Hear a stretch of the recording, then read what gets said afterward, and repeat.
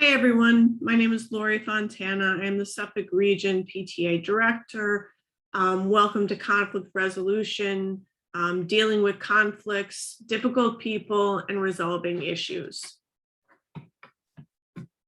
So our objectives in this workshop are to understand what conflict is, to build and learn a skill set to resolve conflict, learn and execute ways of managing conflict with school staff and parents, and steps to resolving conflict.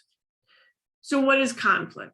Conflict is when two or more people perceive that they have mutually incompatible ideas, goals, or priorities. Let's talk about communication. So communication by definition is the exchange of information or news. It's important that when we're communicating with someone that we listen and that we also hear the exchange. I know that doesn't make sense, but if someone's talking and you're not listening to not only what they're saying, but how they're saying it, you're not actively listening. So there can be positive and negative communication. So think about what made a conversation that you had with someone a positive experience. Was it that you felt validated, you felt listened to, you felt understood, and you felt respected? And then think about the time that you had a negative communication with someone, and why do you think it didn't work? Did they disregard you? Did they not even ask you why you felt the way that you felt? Were you allowed to communicate, to actually have your say? So communication roadblocks are very serious. So there's our perceptions. We stereotype. There's a gender difference. There's languages.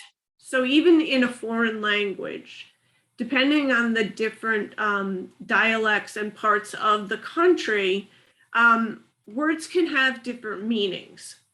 So we need to be cognizant of our word choice and the meanings behind them, and holding back information. We've all been a party to a conversation where someone only feeds you half of what they want you to hear, because you're going to give them the answers that they want based on the information that you're feeding them. So we always want to be completely transparent in what we're saying.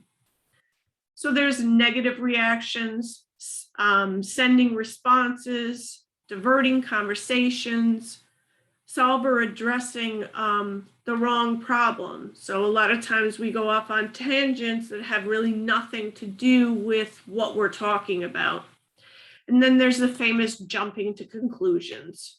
Instead of the asking questions why, we jump to a conclusion and assume what the answer is or why they said something instead of asking them why. So how to improve communication? You really need to be aware of the nonverbal cues. So our body language, how we hold ourselves, whether we are actively listening to someone, or are we listening to them and turning our head and looking away and looking out the window? We all love it when our children do that. So we need to be cognizant of it as adults. Inquire into the reason why people are thinking the way they're thinking or feeling the way they're feeling. So you need to encourage participation in group discussion with all your membership. So nobody wants to go to a meeting where one person dominates the entire conversation and all you hear is Lori's viewpoint. You know, you don't hear Sally's and Mary's and John's and Joe's. You only hear one person. So we want to encourage a lot of different, thoughts and exchanges. So we always need to be respectful and receptive. Don't dismiss a person's idea out of hand just because it's not what you always do, or you don't you're not sure about it, have the discussion. Don't be condescending to others. You know, everyone has feelings and we need to be aware of that. A lot of communication breaks down because the two people are not respecting each other and they're not listening. So, steps to resolving conflicts. First of all, you need to understand what the conflict is. You need to analyze the conflict situation. What caused the thing to happen in the first time? Did someone get upset and start yelling? And then you're going to have to look at what's the proper way to resolve the particular conflict. So realize that conflict, especially in your executive committee and board, affects your membership. So if you have a non-cohesive board or committee, that affects the membership. The last thing your membership wants to do is come to a meeting and watch two people fight or snipe or, you know, be unkind and rude. Because if you're exhibiting that behavior on your executive board, the membership is going to be in fear of being treated like that. So we always need to be and reflect what we want to see in our membership. So you're going to create a positive atmosphere to discuss the conflict. You're going to neutralize it. You're going to try very, very hard to keep emotions out of it, and the other person's emotions. We should never get personal with our discussions.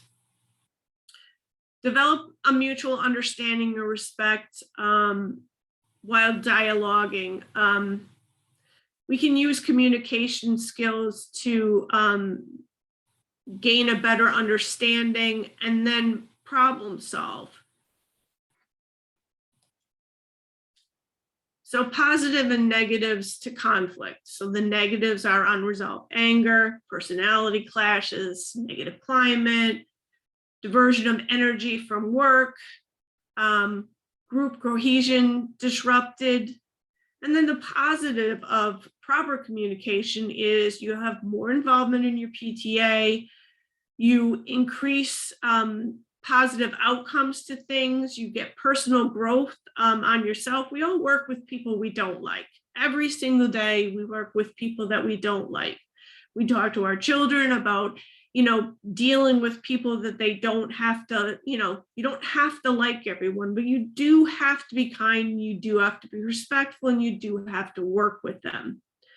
So clarification of the key issues, organizational vibrancy, individual and group identities. So then we get into active listening to understand. So to gain true understanding before moving into an action. So you need to start by letting someone say exactly what they want to say. Don't jump ahead before they finished. You know, let them finish it out and then ask questions. I find a lot that if I repeat back to someone what I heard, it happens a lot of times we don't hear what they said. We hear what we thought they said, or they said it, but it's not what they meant. Okay. The active listening part is really, really important because sometimes holding a mirror up to someone and saying, well, this is what I heard. Was this what you meant? Okay, I hope that makes sense. Be present and attentive and knowledgeable. If you're going to bring up a subject, do your homework, know your facts, okay? And be there in the moment. Like I said, we talked about, you know, staring off into the thing, playing with your phone, you know, things like that. Be active when you're listening. Be responsive. Ask questions. Provide feedback. You know, hey, that's a great idea, or I'm not sure that will work because of XYZ. You know, that's having an open and honest conversation. You may walk into a meeting thinking that you're going to vote one way and leave, if you actively listen, having voted a different way. It's happened to me on more than one occasion where I've thought I was going to vote one way, and after listening to a lot of other viewpoints, I changed my mind. So we always need to be cognizant of that. So be responsive. Always ask a person questions about what they've said, just to be clear that you understand, or if we've all been in a meeting where somebody, said something and you can look around the room and see that people are not, you understood it, but people aren't. So sometimes as an officer or the presiding officer, you can say, oh, I think this is what you meant, right? So, and then people will start to understand, and that in itself can stop some conflict. So you always want to be led to a conclusion. Why did you come to that decision? What made you feel that way? Things like that. And then it's always trying to refocus and stay on the subject, because we all have a tendency to veer off in different directions.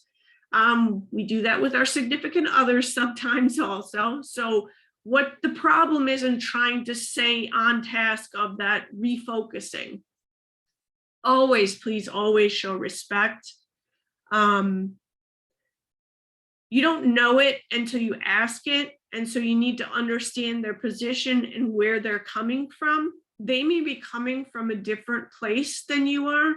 So for example, if we're talking about doing an event, and that event happens to be expensive,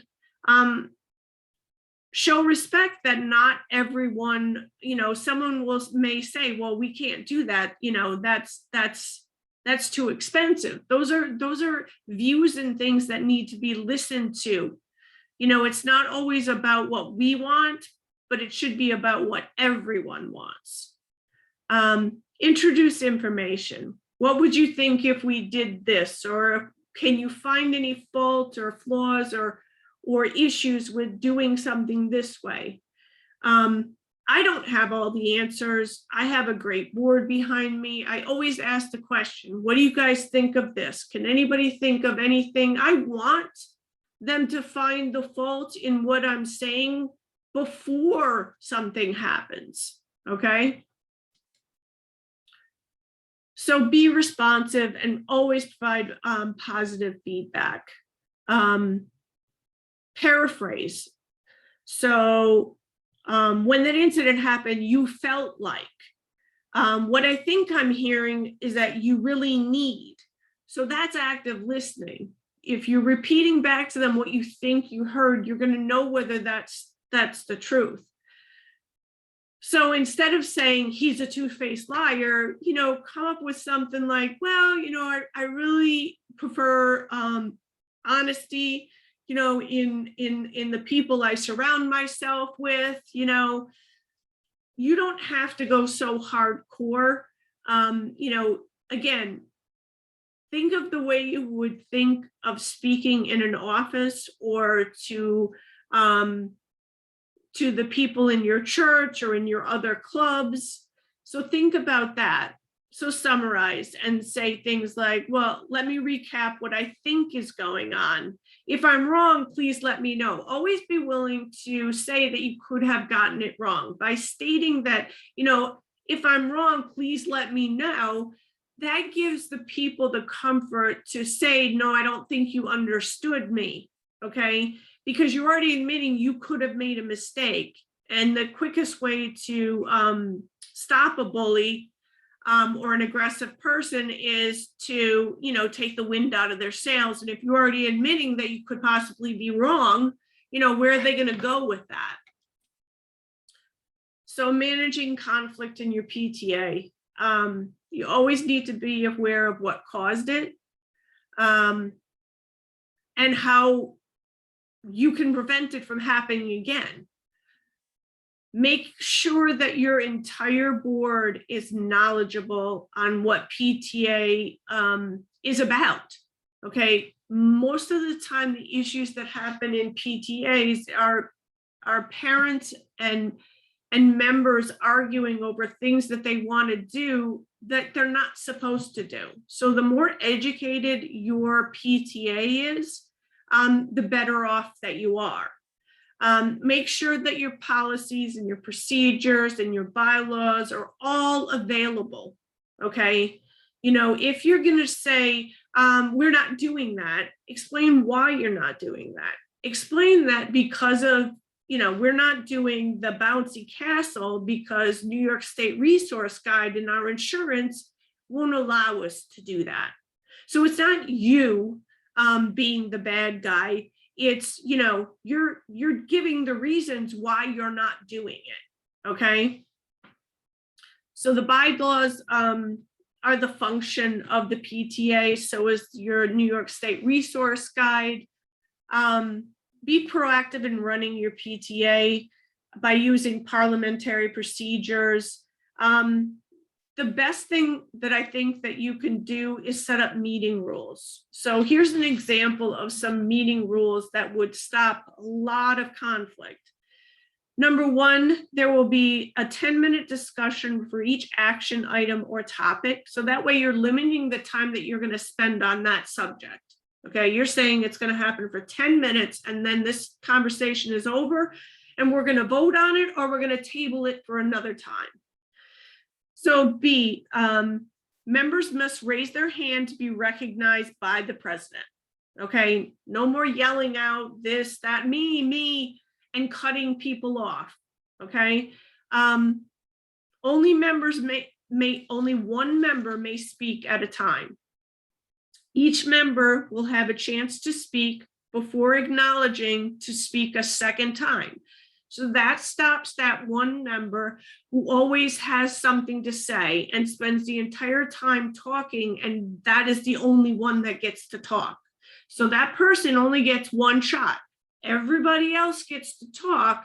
And then when it's gone through everyone, if you still have enough time, remember that time limit that you put on it, then they can speak a second time. It stops the dominating of the meeting.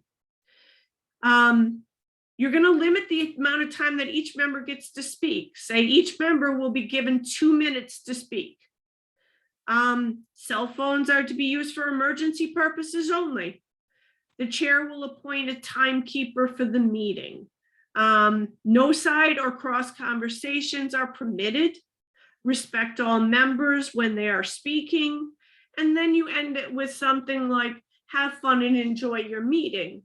But if you were to recite these rules that your membership gets to vote on, okay, at the beginning of every meeting, so that you're reminding them every single time, this is what tonight's meeting is going to be guided by, it will reduce the amount of conflict almost instantaneously by sticking to the rules.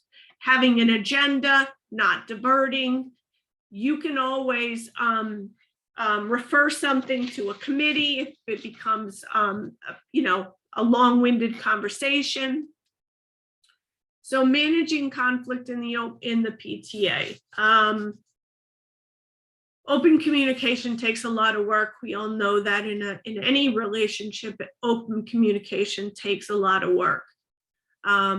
Everyone has feelings, and they need to be able to express how they feel to resolve issues. Like I said before, always revisit your ground rules.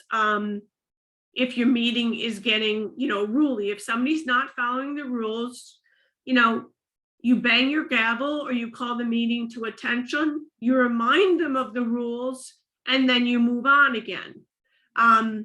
If you haven't, we all know before a meeting when there's something brewing, word gets back, and things like that. You can always ask, if you have a counsel, them to come in to be there for you as support. You can call in your region for support. You're not alone. region and councils can help with practical tips, or even come into the meeting if you need us there to support you. So things to remember. I know this is tough to be a model of calm and control. It's really hard if you feel you're being personally attacked not to respond, but you can't. You need to do your best to put on your poker face, grind your teeth, and just let that person lose it, because if you stay calm, you know, you're not the one everyone's focusing on. Okay, the one who's causing the scene is the one who's being focused on. Always be factual instead of emotional. It's not always what we want. Sometimes it has to be what it has to be. Don't give in to emotional outbursts. If an issue is happening and it's not you or it's two of your officers, find a quiet place to resolve the conflict. It does not need to be done in the middle of the meeting. Okay, it can be done after the meeting. Again, set ground rules for the discussion. No raising of voices. This is not a debate. This is, you know, we're not gonna, Mary says this and then Lori says back and forth. It's not, that's not what we're doing. Everyone's gonna say their opinion. It's not gonna be a debate. And then you're gonna bring a vote or have a decision made on whatever it is that you're discussing. Always speak only for yourself. I feel, I would like, I don't understand. And always confront the issue, not the person. Just because it's someone's idea doesn't mean you need to attack them. You need to look at the idea, and if you don't like it, then point out the reasons why you don't like it, not the person who brought it, okay? Maintain or enhance your self-esteem. So a lot of times we know that bullies have a low self-esteem. Those aggressive people have a low self-esteem. So, you know, think about those things. Conflict resolution is all around us. It's in your PTA meetings, it's at your dinner table, it's in your household, it's at your job. So the skills you're learning here, you can take to your work and you can take home. The skills you learned at work, you can bring to your PTA meeting, okay? You can, you know, you can bring this everywhere. So it becomes a better situation. Think of how you would handle a situation with your child. And no, I'm not talking about sending someone to the room. But what I'm talking about is think on how you would resolve it with your children or how you would resolve it with a coworker. Those are skills that you can bring to PTA. So that concludes our training.